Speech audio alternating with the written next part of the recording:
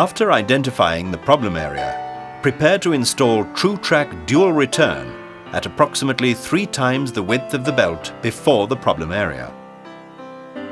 Before removing the existing idler and brackets or V-return frame, ensure that the TrueTrack Dual Return will be slightly higher than the existing idlers.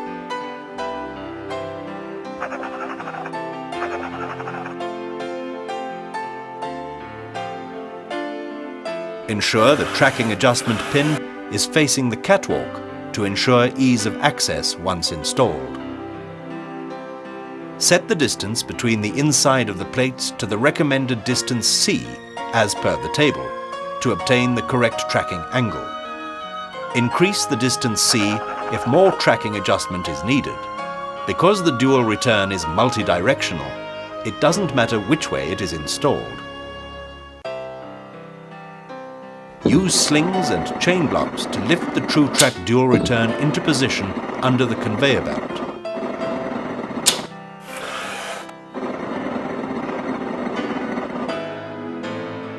Bolt the brackets onto the structure. Before tightening, ensure both brackets are knocked fully forwards or backwards to ensure the brackets are perpendicular to the structure and lined up exactly opposite each other. Once completed, tighten all bolts.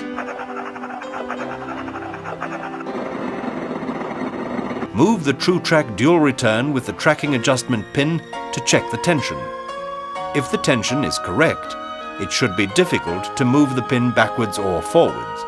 This will ensure that sufficient conveyor belt tension is evenly distributed across the tracker's entire working surface. If the TrueTrack Dual Return moves easily backwards and forwards, there is insufficient tension. Loosen the base and move it upwards 1 hole on the bracket. Recheck the tension. If it is still insufficient, move up another hole until you achieve sufficient tension.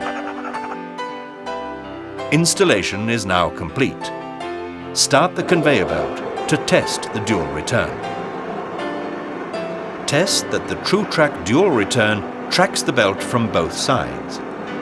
Manually detrack the belt by moving the tracking adjustment pin in one direction.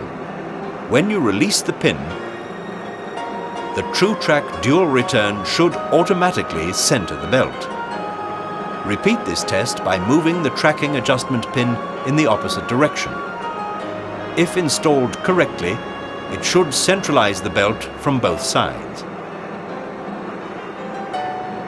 If the TrueTrack Dual Return remains kicked in on any one side or responds too slowly, increase the amount of tension.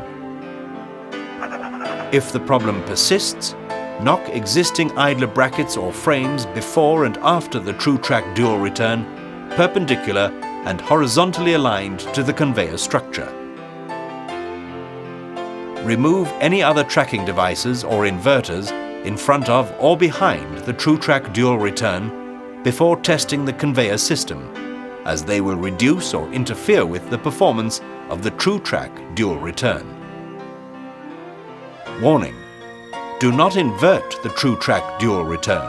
The T-piece is not secured to the base and will drop out of the base if inverted.